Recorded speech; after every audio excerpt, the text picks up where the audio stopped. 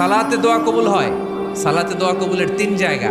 একটা হচ্ছে তাকবীরে তাহরিমার পরে আমরা সানা পড়ি না, আমরা তো একটা পড়ি, আল্লাহর হাবিব সুন্নাহ এবং নফল নামাজে আরো পড়তেন সানা, ওই দোয়া কবুল হয়। দুই নম্বর জায়গা সালাতে সেজদায় পড়ে দোয়া করলে কবুল হয়। আকরাবু মা ইয়াকুনুল আবদু মির রাব্বিহি ওয়া হুয়া সাজিদ ফাকসিরু ফীহি দুআ। বান্দা যখন সেজদায় লুটিয়ে পড়ে বান্দা আল্লাহর সবচেয়ে কাছে চলে যায়। তা কিন্তু বিশ্বনবী বলে সেজদাটা তোমার রবের কুদরতি পায়ের উপরে পড়েছে। সেজদায় পড়ে দোয়া করেন। সালাম ফিরানোর আগে বিশ্বনবী দোয়া করতেন, লা ইউসাল্লিমান্না আহাদুকুম হাত্তা ইয়াতাআওয়াযা মিন আরবাআ।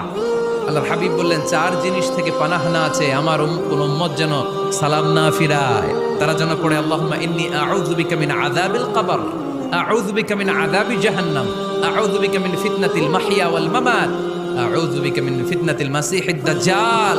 আল্লাহ কবরের আযাব থেকে বাঁচাও, আল্লাহ জাহান্নামের আগুন থেকে বাঁচাও, আল্লাহ জীবন